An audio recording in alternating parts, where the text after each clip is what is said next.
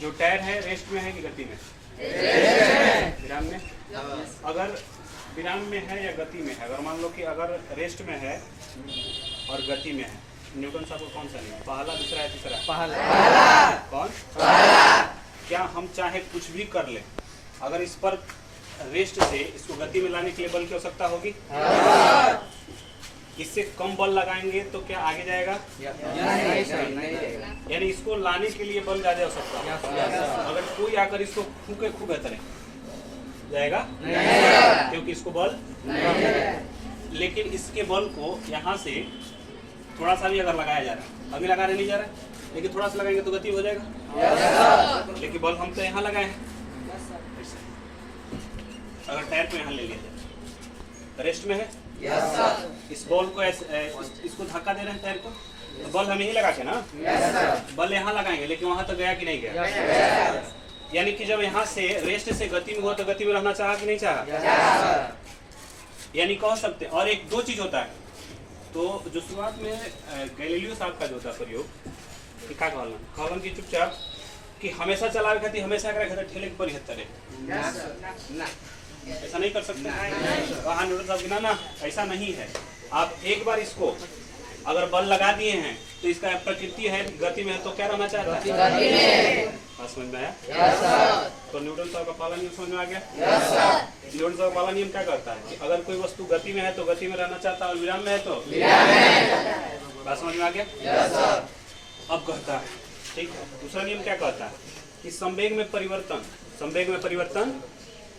परिवर्तन की जो दर है उसके लगाए गए बल के समानुपाती होता है। संवेग में परिवर्तन की दर उसमें लगाए गए बल के क्या होता है? समानुपाती। इसका मतलब कि इसमें कुछ ना कुछ द्रव्यमान होगा। अभी इसका वेग 0 है, तो इसका संवेग कितना हो जाएगा? 0। कितना हो जाएगा? 0। किसके कारण से? द्रव्यमान के कारण से 0 हुआ है कि वेग के कारण से? क्योंकि यहाँ पर क्या है? 0। इसलिए संवेग क्या हो गया? 0। समझ में आया? सर, अगर इसके संवेग में परिवर्तन ला रहे हैं, अगर मान लो कि अभी ऐसे चल रहा है, तो क्या इसमें संवेग है कि नहीं है? क्योंकि द्रव्यमान भी और वेग भी है ना। अब देखो, दो तरह से चल रहा है। सर, इस पे थोड़ा सा बल लगाएंगे तो धीरे धीरे चल रहा है, लेकिन इसी को बहुत तेजी के साथ मारा जाए, मारे ऐसे तेजी से क्या? यानी कि ज्यादा बल लगाए तो तेज जाएगा। ये न्यूटन साहब का कौन सा नियम समझ में आया? यानी कि संवेग जो होगा, संवेग में परिवर्तन उसके बल के अकॉर्डिंग होगा। बल के क्या होगा? जितना ही बल अधिक लगाएंगे संवेग उतना ही अधिक होगा। समझ में आ गया? तीसरा नियम, बॉल कहाँ है? बॉल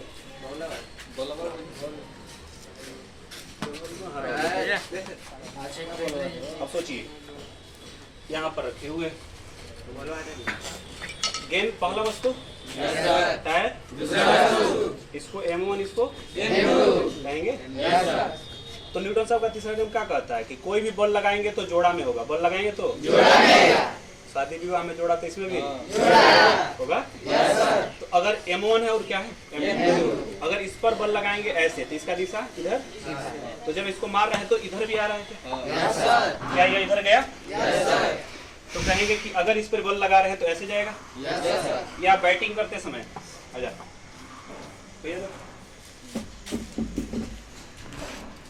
अगर ऐसे बैट को पकड़े हुए और उधर से बॉल आएगा और खेल रहे, और लंबा चौड़ा फील्ड बनाइए। वही जनरेट जो बता रहे थे क्लास में ना, बॉडी को जनरेट करना है।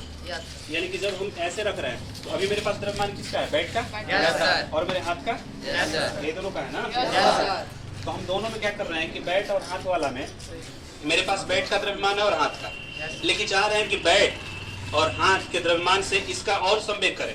अभी अगर संवेग जनरेट कर पाएंगे तो सिर्फ बैट और हाथ का, लेकिन और चाह रहे हैं कि और इसमें ज्यादा बल लगे, ज्यादा संवेग हो, तो पूरा बॉडी का वेट इस पे देंगे। मारते समय क्या करेंगे? इस बॉडी का ही वेट लेकर चले जाए। या कभी भी खिलाड़ी खेलते समय इस पैर को उठाता है ऐसे, और मारते समय जब करता है तो पैर को नीचे ले जाता है ऐसे। इसका मतलब सारा वेट कहाँ देता है? बैट। जब बैट पे ज्यादा देगा तो संवेग ज्यादा होगा, होगा कि नहीं होगा? तो वही। अब तीसरा नियम क्या है? गेंद फेंको, तो गेंद देखो उधर, बच्चा वो जो बिग रहा है उधर से गेंद आएगा, तो उसका दिशा हमारे तरफ है, और मेरा अगर जब मारेंगे तो इसका दिशा उधर जाएगा, एम से आएगा। अगर वहां से फेंक रहे तो एम आएगा ना। तो m द्रव्यमान की वस्तु यहाँ तक आएगा तो संवेग आएगा। देखो अगर ऐसे मारे, ऐसे मारे, जब आया तो गया कि नहीं तेजी से? ध्यान से देखो, बेगू फिर से मिस, यहाँ पे क्या हो रहा है? मिस नहीं हो रहा, अरे मैडम नहीं होता यार। नहीं वैसे अच्छा तो देखो वहां जब फेंकता है तो पड़क के भी तो आता है। बहुत तेजी से मारेगा तो ज्यादा पड़केगा। न्यूटन साहब को कौन सा नियम? मारे तो ये भी तो मारा, या सरफेस हार्ड नहीं होता, मिट्टी का होता तो क्या उतना तेज पड़कता? मिट्टी का ना होके बालू का होता पड़कता, गद्दा का होता पड़कता। सरफेस हार्ड है तो पड़केगा ना। समझ में आया? न्यूटन साहब को समझ में आ गया? संवेग संरक्षण क्या है? संवेग जो लास्ट वाला पढ़ के आए, m1 u1 plus m2 u2 पढ़े है ना। m1 u1 plus m2 u2 बराबर m1 u1 प्लस m2।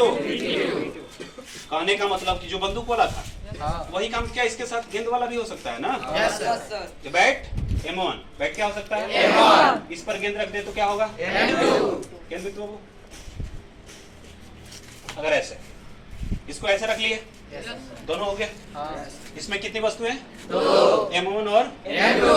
मान के चलते इसको क्या मानते हैं? m1। इसको क्या मानते हैं? m1। इसका द्रव्यमान और इसके द्रव्यमान में सबसे द्रव्यमान किसका भारी है? और इसका कम है। तो अगर दोनों में से अगर ऐसे इसको मार रहे हैं तो m1 m2 और शुरुआत में इसका वेग अभी रखे हुए थे कितना है? 0 के है कि कुछ और है? 0। लेकिन इसको ऐसे मार रहे हैं तो दोनों का वेग आ रहा है क्या? दोनों का वेग आएगा ना। जब इस पे आएगा तो दोनों में वेग होगा। और जब दोनों में वेग होगा तो इसको ये ऊपर की ओर आ रहा होगा तो बैट के नीचे की ओर फोर्स जनरेट कर पा रहा होगा। यही बॉल ज्यादा वेट होता तो हम क्या एक हाथ से इसको खेल पाते? क्योंकि भी तो धक्का देता नीचे। समझ में आया? अब इसको ऐसे मारे तो हाथ नहीं जा रहा, लेकिन बहुत जोर से कोई मारे तो बैट नीचे चला जाएगा। बोलो क्या आज का सारा कॉन्सेप्ट समझ में आ गया? अब जहां भी दिया जाए देखो दिया जाए फर्स्ट सेकंड और थर्ड।